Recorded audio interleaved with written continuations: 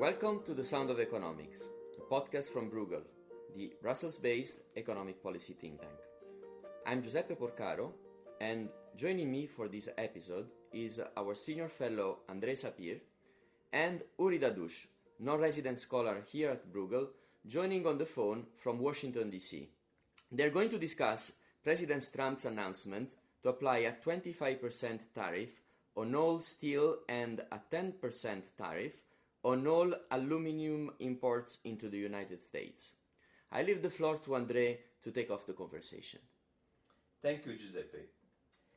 Uri, let me ask you, what is your view on the way we should look at the decision by President Trump compared to what had happened the same month, March, back in 2002, when President Bush also imposed tariff measures against imports of steel, and tariff measures that at that time were of 30%. So when you look at the measure, it doesn't sound very, very different.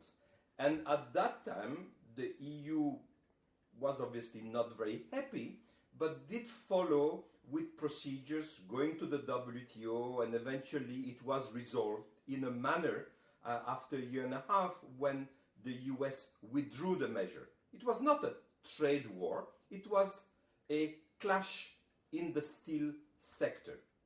Do you think that's true this time as well, or you have a different view, it's a different context? No, I think it's a very different context. You have a clearly protectionist administration. In 2002, Bush and Robert Zoellick are free traders. Today, the whole trade team of Mr. Trump is protectionist. And the other difference is that they are invoking the national security exception for the safeguard rather than a market emergency exemption, which was the case of Bush. And the national security exemption is widely seen as something that could sink the WTO dispute settlement process. It has never been tested, and many experts consider it as self-judging. In other words, that other members do not have the right, or the disputes panel does not have the right to even question the use of the national security exemption. That's up to the countries. Uri, let me just jump here. Just to make clear, in a sense, what happened back in 2002, and I fully agree with you that the context is different, because indeed, as you said, Mr. Trump has made many protectionist pronouncements, and his trade team as well, compared to what had happened with Bush. And you also indicated that the legal basis for the measure that was taken back in 2002 and this time is different. This time, indeed, national security. But I think we have to tell our listeners that the WTO does allow for an Article 21 with a national security exemption. So under certain conditions, countries can say that, well, they need to restrict their import in order to meet their national security objectives. But what you say, and I agree with that, is that this is extremely rarely done, and therefore we do not have much jurisprudence about the way the WTO will handle the case if and when the EU and other countries do decide to bring this case to the WTO for litigation.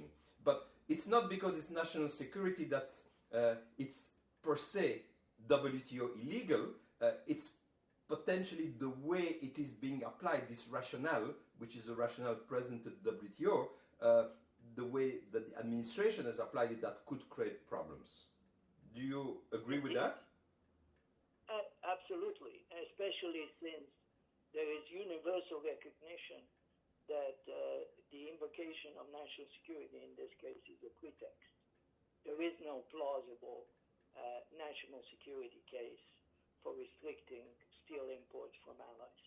So the reason is different, the legal basis is different. You say, and I tend to agree with you, that it's most reasonably it's a pretext. Now, does that mean that we, the EU, should behave differently? So the reasoning is different on the US side. The US administration is different from 2002, but then now the ball is in our camp, in the EU's camp.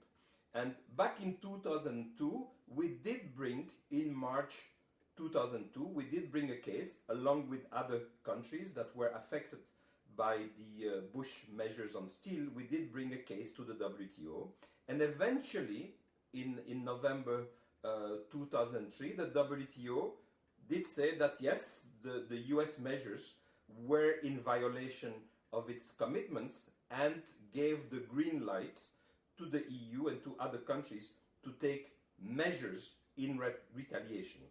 The process did work. The procedure, the WTO procedure did work. Now, should we behave in the same manner this time? Why should we not simply say, well, the WTO worked well back in 2002. We do not believe that the current measures are really legal. Well, let's go to the WTO next week or in 2 weeks when the measures will actually be implemented along with other countries, and we will get a decision by November of next year, and presumably we will get the green light and we will take retaliation then. Do you think that's the way we should do, or do you think we should behave differently this time? No, I think the EU should behave differently, and that's for at least two reasons. Number one, there is no certainty whatsoever that the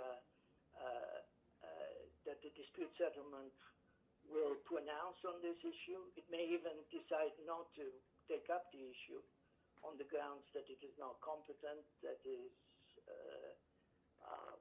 and if it does take up the issue and it rules against the United States and the current administration is still in power, then there is I think, a reasonable expectation that the United States would just refute the ruling and possibly leave the WTO. This is all extremely uncertain. Okay, so there is a much greater element of uncertainty. This is not business as usual. As you know, the U.S. is disputing the validity of procedures in WTO rulings on much broader grounds, which we can't go into now, and is refusing to replace the judges on the appellate body as they retire or leave. So there is even a possibility that by the time this dispute can be heard, there will be no viable appellate body. So that's the first thing. And the second reason the EU should behave differently in this case is that the administration is so clearly set on a protectionist course that there has to be a political challenge to that course, and it's important to do it now, because this is when the debate is the most alive in the United States. It's a very fierce debate for and against protection. There are congressional midterm elections coming up, and there is no doubt where this administration is going in the medium term. This is very different from Bush and Zelig, which were free traders, and so it's important that the European Union exercise its deterrent power, and it does so now. And the same applies to other American trading partners that are being hurt by this measure. Okay, that's a very clear statement. Let me disagree with your statement, with your view, but I think it's certainly a powerful view, and I can understand, and I think many people probably both in the US and in the EU would share your view. Let me argue against that view nonetheless, against the EU adopting a different stance to the one that it did do in 2002, that is to take retaliation measures right now, without waiting for the green light from the WTO. On the first issue that you raised, what is the view of Mr. Trump on the appellate body, and what would the appellate body do anyway? I think we should absolutely avoid to fall in the trap that President Trump is putting for us.